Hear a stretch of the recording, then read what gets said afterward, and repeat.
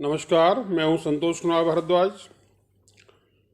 और आज मैं आपको साइबर क्राइम के बारे में बता रहा हूं। अभी 4 तारीख को हम लोग दोपहर को घर पे आए 1:25 पर।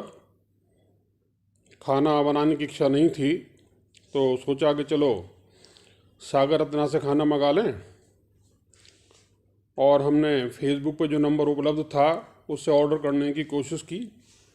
पहली बार तो नंबर एंगेज आया, दूसरी बार में नंबर मिला।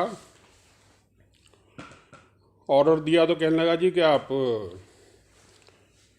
डेबिट कार्ड से पेमेंट कर दें। हमने कहा यू कैश ऑन डिलीवरी करो आप। बोले जी अच्छा चलो आप डेबिट कार्ड से 10 रुपये पे कर दो, बाकी कैश ऑन डिलीवरी कर देना। मैंने कहा हमें तो कुछ आता ही नहीं है इस बारे में। बोला जी मैं व्हाट्सएप पे आपको एक भेज रहा हूँ साइट, आप उसे क्लिक करेंगे तो वो चालू हो जाएगा। वैसे तो मैं कभी ये काम करता नहीं हूँ, परंतु विनाश काले विपरीत बुद्धि, मैंने वो किया।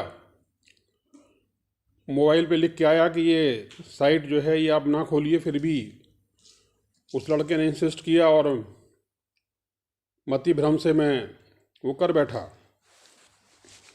उसने 10 रुपये पे करने को कहा। जैसे ही मैंने 10 रुपये पे करे एकदम मेरे मोबाइल पे मैसेज आना शुरू हो गया। पहले मैसेज में 25,000 रुपये का मैसेज था OTP का, उसके बाद 6 मैसेज और आए। जैसे ही पहला मैसेज आया मैं एकदम चौकन्ना हो गया, मुझे संदेह हुआ और मैंने तुरंत डायरी निकाल के, स्टेट बैंक की डायरी है मेरे पास, उसको निकाल के मैंने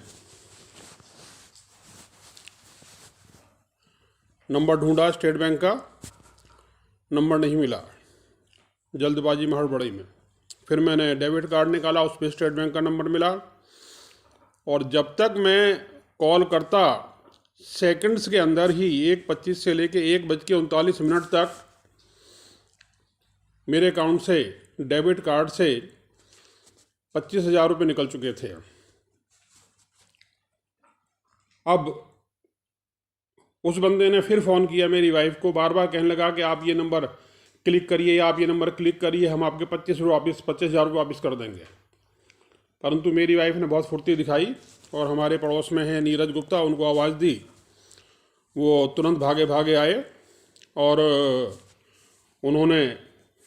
उनको भी उस लड़के ने बात करी, मगर मैंने कहा no we will not press that number under any circumstances. और मैंने अपना कार्ड ब्लॉक कराया, डेबिट कार्ड ब्लॉक कराया, मैंने UPI ब्लॉक कराई। अगर 1 सेकंड की भी देर हो जाती तो लगभग 29,000 रुपये, 24,624 रुपये और निकल जाते अकाउंट से। 29,624 रुपये और निकल जाते। फिर नीरज ने मेरी सहायता की बहुत। तुरंत उसने अपनी गाड़ी निकाली और नीरज गुप्ता मुझे अपनी गाड़ी में नोएडा सेक्टर 6 में जो साइबर क्राइम पुलिस स्टेशन है वहाँ लेके गया। नोएडा सेक्टर 6 हम लोग वहाँ गए, हमने अपनी परेशानी बताई। वहाँ 2 कांस्टेबल बैठे हुए थे, उन्होंने लैपटॉप खोला और जहाँ स्टेट बैंक ऑफ इंडिया से जो हमारा पैसा निकाला गया था उसको उसने मेल करने की कोशिश की और मेल नहीं हो पाई। पहले तो वो भला आदमी, जैसे मुझे लगा, उसको स्टेट बैंक ऑफ इंडिया की ईमेल साइट, हमने नंबर वगैरह पूरे दिए, ये बैंक का नंबर है, वो नहीं कर पाया। फिर हमने ईमेल आईडी निकाल के दी तो उसने मेल की, तो मेल वहाँ मेल तक पहुँच नहीं पाई।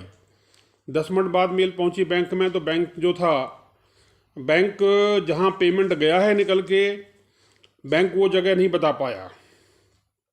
फिर हमने उनके कहने से, जो 2 कांस्टेबल बैठे थे, हम फ़ोटो स्टेट कराने, हमने वो स्टेटमेंट निकाला जहाँ से पैसा निकला है। हम दोनों नीरज के साथ में गया फ़ोटो स्टेट वाले के पास, वहाँ से हमने फ़ोटो कॉपी निकाली, वापस ला के दी, एप्लीकेशन के साथ लगाई।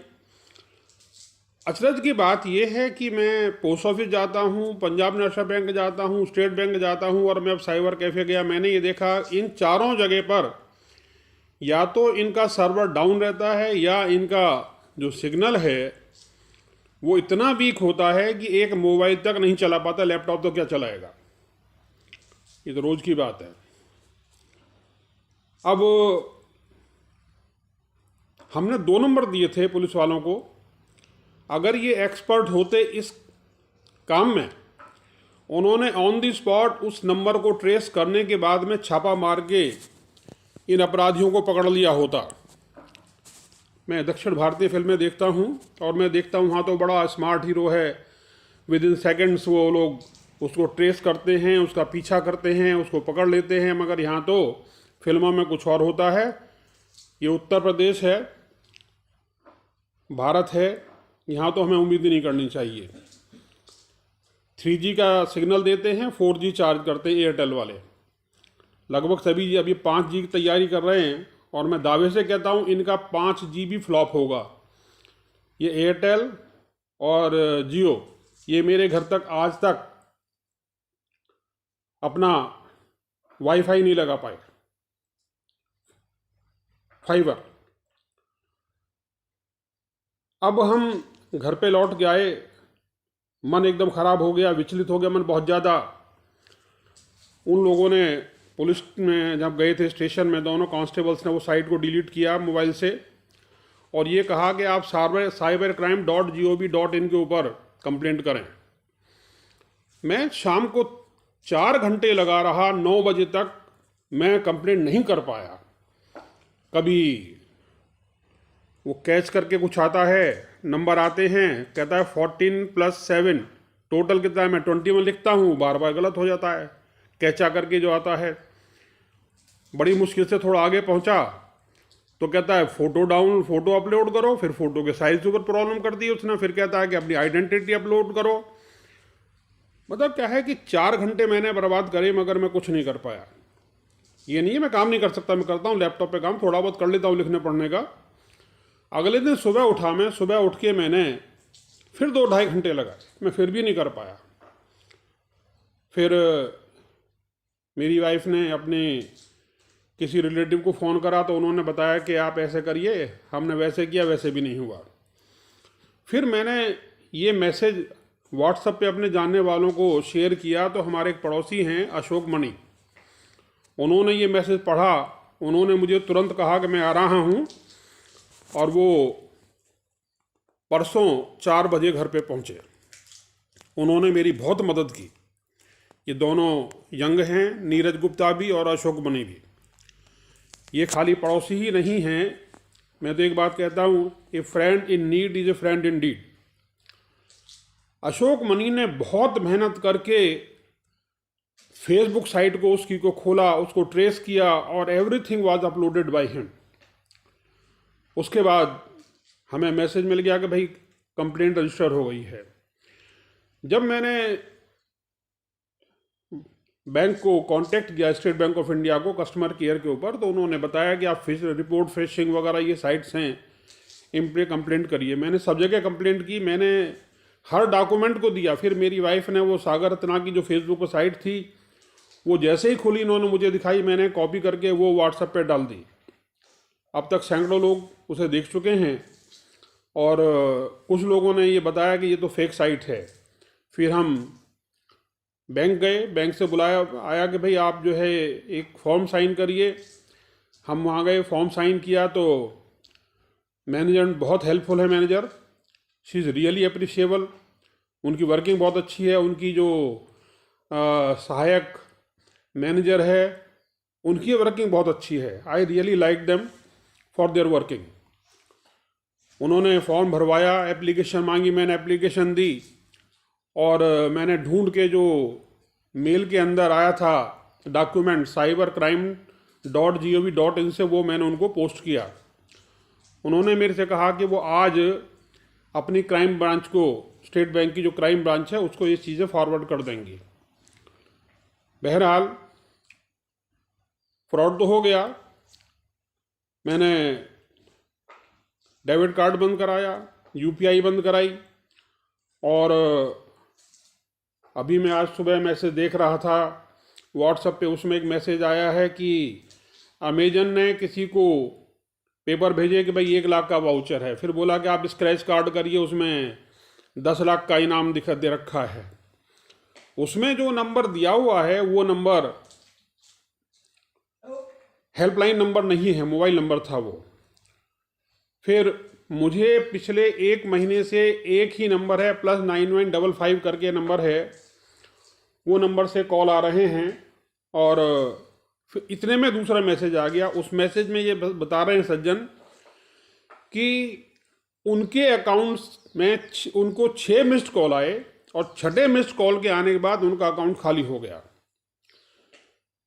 मैं इतना आपको बताया है। आप फेसबुक पर देखिएगा सागर रत्ना का एडवर्टाइजमेंट। अब उन्होंने कल एक दूसरा एडवर्टाइजमेंट निकाला है। इसी तरह से बड़े पॉपुलर जो रेस्टोरेंट हैं हिंदुस्तान के, उनमें से एक और दूसरे का भी एडवर्टाइजमेंट मौजूद है। मैंने मेल किया फेसबुक के मालिक को, कोई जवाब नहीं आया। मैंने मेल किया सागर रत्ना के मालिक को, कोई जवाब नहीं आया। अब कल cybercrime.gov.in से मैसेज आया है कि आपकी कंप्लेंट नोएडा सेक्टर 20 के पुलिस स्टेशन में फॉरवर्ड कर दी है, आप उनको इस नंबर पे कांटेक्ट करिए। अब मैं एक बड़ी बात बताना चाहता हूं आपको। हम जब भी कभी पुलिस स्टेशन जाते हैं कंप्लेंट दर्ज कराने के लिए, पुलिस वाले FIR दर्ज करते ही नहीं। FIR की कॉपी तो देने का मतलब ही नहीं है, चाहे वो बिल्डर माफिया, पॉलिटिशियन स्कैम हो, फ्रॉड हो, और चाहे ये साइबर क्राइम हो। हम कितना ही कोशिश कर लें, वो हमको FIR कॉपी नहीं देते। अब आप सोचिए, जब हमें FIR की कॉपी नहीं दी जा रही तो उस पर कार्रवाई क्या करेंगे। वैसे तो मैं योगी जी और मोदी जी की बहुत तारीफ़ करता हूँ, क्योंकि भारत में मोदी जैसा नेता आज तक हुआ नहीं। और मैं योगी की तारीफ़ इसलिए करता हूँ कि योगी जैसा उत्तर प्रदेश में चीफ मिनिस्टर आज तक हुआ नहीं। मगर मैं फिर भी ये कहना चाहूँगा कि जिस स्तर पे काम होना चाहिए उस स्तर पे काम नहीं हो रहा। आपकी मजबूरियां हैं, आपकी जिम्मेदारियां हैं, आप देश का विकास कर रहे हैं, इसमें कोई संदेह नहीं। मगर मैं फिर भी कह रहा हूं कि आपका वाईफाई नेटवर्क ना होने के बराबर है, सिग्नल की स्पीड ना होने के बराबर है। ये दावा करते हैं 100 Mbps की स्पीड देने की, निकलती है 20-25। जो कंपनी 25 की स्पीड देने की दावा करती है वहाँ निकलती है 5 की स्पीड। हम इनका कुछ नहीं कर सकते, खम्भों पे ताले लटके हुए हैं, कुछ नहीं कर सकते। RW को बोलते हैं, RW एक्शन नहीं लेती। बस मैं इतना ही कहना चाहूँगा। मेरी समस्या को आप समझेंगे, आगे बढ़ाइए इसको। क्या पता आपके सहयोग से अन्य लोग इस प्रकार के फ्रॉड से, क्राइम से बच जाएं। नमस्कार, फिर मिलेंगे।